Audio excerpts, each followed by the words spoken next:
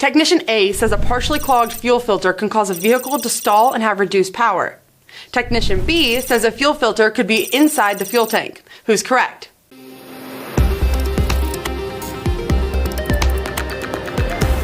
This video is sponsored by Fram, manufacturers of high-quality filters since 1934.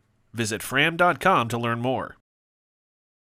They're both correct. A common symptom of a clogged fuel filter is loss of high-speed power caused by a restriction in the fuel flow when engine demand is high.